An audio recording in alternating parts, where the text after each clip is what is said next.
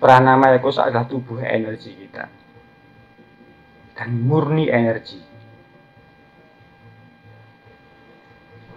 Anamaya kosa, Manomaya kosa, Pranamaya kosa ini adalah murni fisik.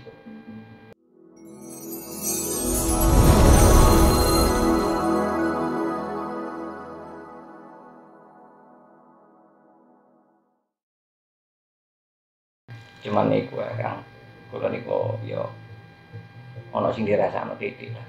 Bahasa gampangane takok nang sampean. Kaya apa ya? Kaya esensine manusia iku sing apa sih? Menurut sampean iku.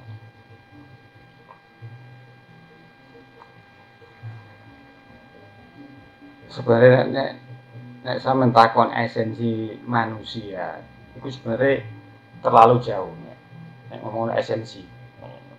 Paling enggak harus diawali dengan apa sih manusia itu?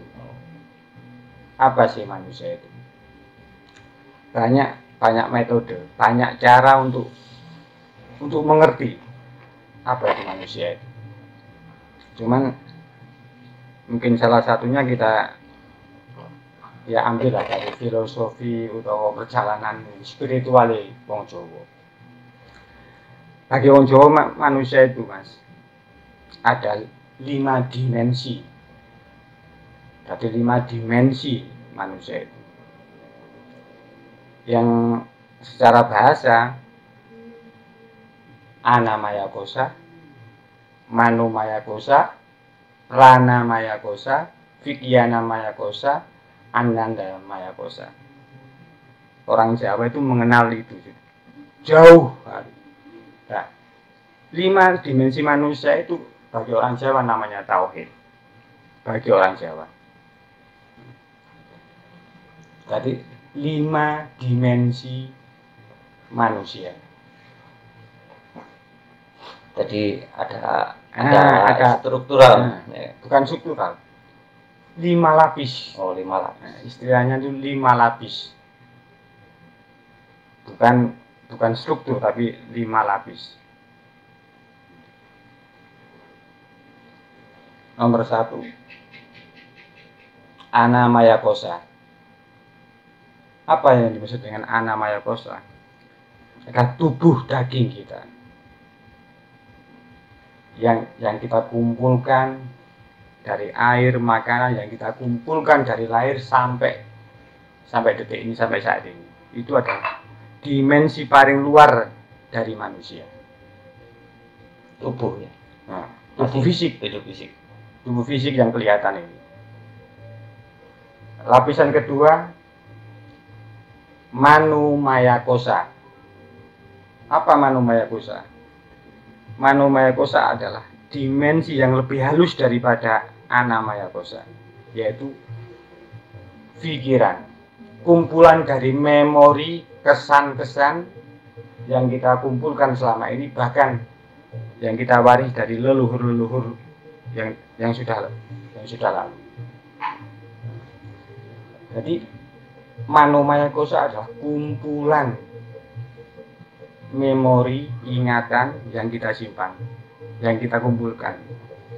Jadi dimensi ini lebih halus daripada Anamaya kosa, lebih halus. Makanya ada yang kadang apa jenenge sing tersimpan masa lalu niku bisa bisa. Terus yang apa nomor 3 ya Mas? Nomor 3 Pranamaya kosa. Jadi Pranamaya kosa adalah dimensi energi manusia atau tubuh energi manusia. Dalam bahasa lainnya disebut emosi. Nafsu, bukan ke arah situ. Bukan ke arah situ. Kita membahas masalah dimensi manusia, bukan ke arah situ. Itu udah masuk ajaran. Udah masuk ajaran, udah masuk ritual. Saya tidak mau berbicara seperti itu. Pranamaya kosa adalah tubuh energi kita dan murni energi. Ana Maya Kosa, Manu Maya Kosa, Prana Maya Kosa. Ini adalah murni fisik. Murni fisik. Jadi ini murni fisik. Dimensi selanjutnya adalah Vigyana Maya Kosa. Vigyana Maya Kosa ini sudah melampaui fisik, tapi masih terikat dengan fisik. Bisa diartikan dengan bahasa lain, roh, atman, atau sejenisnya lah. Atau sejenisnya lah. Lengkap ya. Bisa atau sejenisnya. Jadi cuman ini masih sudah melampaui fisik, tapi masih terikat dengan fisik. Jadi sudah tambah halus lah. Sangat halus. Sangat halus. Dan yang terakhir Ananda Maya Kosa, murni, bukan fisik, bukan materi. Sederhananya adalah 5 dimensi dasar manusia ini. Sebelum kita ngomongin masalah esensi. Dan yang saya ambil ini adalah metode orang Jawa. Metode, dan bahasa ini Ana Maya Kosa, Manu Maya Kosa, Prana Maya Kosa, Vigyana Maya Kosa, Ananda Maya Kosa ini sekarang sudah dipakai orang Hindu, dipakai orang Buddha dalam konteks ajaran. Tapi saya tidak berbicara masalah ajaran. Saya hanya berbicara dimensi manusia. Hanya dimensi manusia, Mas. Jadi kita belum ngomongin masalah esensi. Jadi tahap awal. Tahap awal. Dan banyak dari kita itu nggak memahami itu, Mas. Iya. Dan juga ya baru tahu inti dari dimensi-dimensi ya, manusia itu sendiri. Kan? Makanya kadang-kadang orang itu ngomong manusia kok gini. Padahal esensi manusia belum sampai. Terlalu jauh. Dimensi manusia ini belum tahu.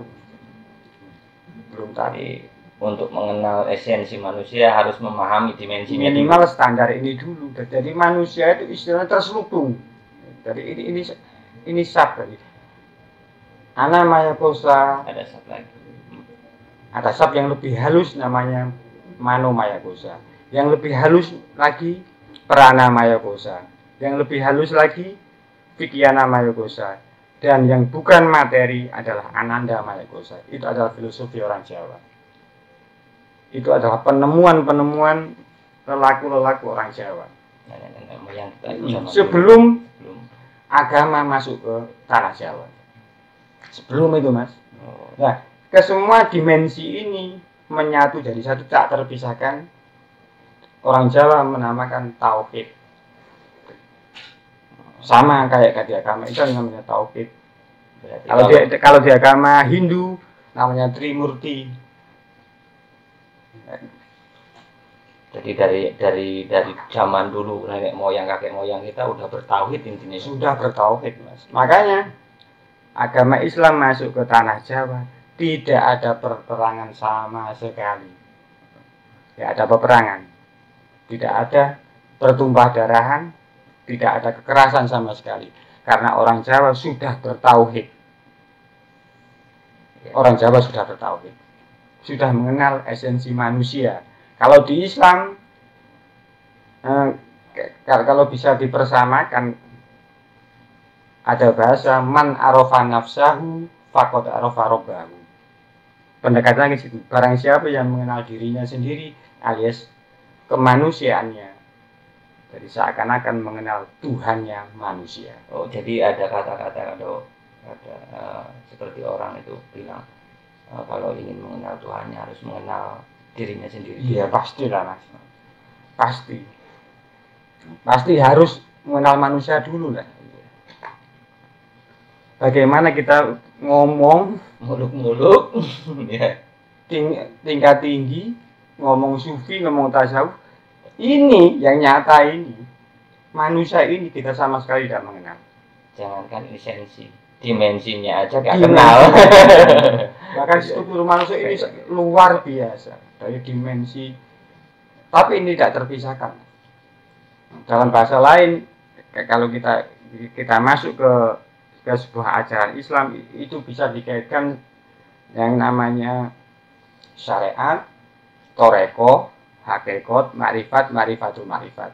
Ini bukanlah penggalan-penggalan, tapi ini adalah satu kesatuan sempurna yang tidak bisa dipisahkan. Sama dimensi manusia itu. Dan sudah berapa jauh kita mengenal kemanusiaan kita.